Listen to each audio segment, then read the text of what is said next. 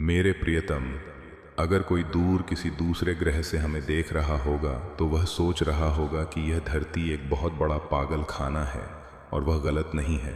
देखो तो सही, लोग शांति के लिए बम फेंक रहे हैं। यह वैसा ही है जैसे कोई कहे मैं कुंवारा रहने के लिए शादी कर रहा हूँ। यह ईरान, ये इज़राइल, ये अमेरिका, ये सब क्या है? ये सब सिर्फ नाम और लेबल हैं। इंसान ने पहले लकीरें खींची, फिर उन लकीरों को माँ कह दिया, और अब उसी माँ के नाम पर दूसरे की माँ को मारने निकल पड़े हैं। कितना बड़ा मजाक है। और हम इसे देशभक्ति कहते हैं। असल में यह भक्ति नहीं, यह सदियों पुराना उन्माद है जो हमारे खून में दौड़ रहा है। विनाश का विज्ञान। अब थोड़ा विज्ञान की गहराई में उतरो। मनुष्य का मस्तिष्क 3 मंजिला इमारत की तरह है। सबसे नीचे है सरीसृप मस्तिष्क, वही जो सांप और बिच्छुओं में होता है। इसका काम सिर्फ डरना और हमला करना है। उसके ऊपर है भावनात्मक तंत्र, जो जज्बात देता है। और सबसे ऊपर है नवप्रांतस्था, जो बुद्ध या आइंस्टीन बनाती है। त्रासदी यह है कि जब इजराइल की मिसाइल चलती है या ईरान की धमकी आती है तो तुम्हारा बुद्ध वाला मस्तिष्क छुट्टी पर चला जाता है। तुम्हारा सांप वाला मस्तिष्क नियंत्रण ले लेता है। ये बड़े बड़े नेता जो प्रेस कॉन्फ्रेंस करते हैं, वे नेता नहीं हैं। वे सिर्फ सूट बूट पहने हुए सांप हैं जो अपनी पुरानी वासनाओं से चल रहे हैं। बिना होश के विज्ञान ने हमारे हाथ में बिजली दे दी है, लेकिन हम अभी भी वही पुराने जंगल के आदिवासी हैं जो पत्थर की जगह परमाणु बम मार रहे हैं। धर्म और धंधा। चलो थोड़ा और कड़वा सच भी सुनो। यह लड़ाई ज़मीन की नहीं है, यह लड़ाई संस्कारों और कंडीशनिंग की है। एक को बचपन से सिखाया गया कि तुम चुने हुए लोग हो, दूसरे को सिखाया गया कि तुम मुजाहिद हो, और बीच में वह अमेरिका है जो लोकतंत्र का ढोल पीटते हुए अपने हथियारों की फैक्ट्री चलाता है।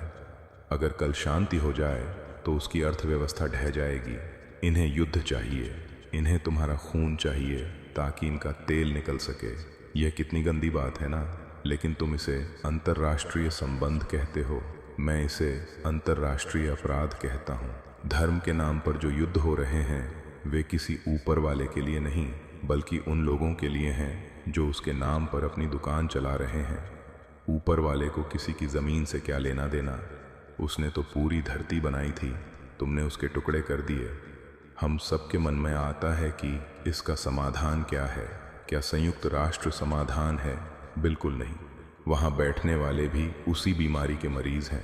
समाधान तब होगा जब इंसान राष्ट्र से बड़ा हो जाएगा। जब तुम कहोगे मैं न हिंदू हूँ, न मुस्लिम, न ईरानी, न इजरायली, मैं सिर्फ एक होश हूँ।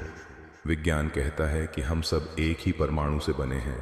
सूरज की रोशनी सब पर बराबर पड़ती है। तो फिर यह नफरत कहाँ से आई? यह नफरत आई हमारे अहंकार से। जब तक एक इंसान अपने भीतर थोड़ा शांत होकर नहीं बैठेगा, तब तक वह लड़ता ही रहेगा। क्योंकि जो अंदर से अशांत है वह बाहर शांति कैसे ला सकता है? एक पागल दूसरे पागल को शांति नहीं सिखाता, दोनों मिलकर शोर मचाते हैं। जागो, इससे पहले देर हो जाए। तो मेरे दोस्तों, इस खेल को थोड़ा दूर से देखो। मुस्कुराओ इस बेवकूफ़ी पर। जब तुम मुस्कुराते हो तो तुम युद्ध से बाहर निकल जाते हो। जब तुम थोड़ी देर शांति से बैठते हो और अपने भीतर उस गहरे सन्नाटे को सुनते हो तो तुम्हें समझ आता है कि यह सब मिट्टी का खेल है। अगर यह दुनिया ख़त्म हुई तो यह इसलिए नहीं कि बम फटे, बल्कि इसलिए क्योंकि इंसान प्रेम करना भूल गया। अपने भीतर जागो, वही एकमात्र क्रांति है। बाकी सब तो सिर्फ पुरानी बोतल में नई शराब है। जागो, इससे पहले कि यह ब्रह्मांडीय मजाक तुम्हारे ऊपर ही भारी पड़ जाए। क्योंकि मौत आएगी तो यह नहीं पूछेगी कि तुम्हारा पासपोर्ट किस रंग का है। बस आज के लिए इतना ही।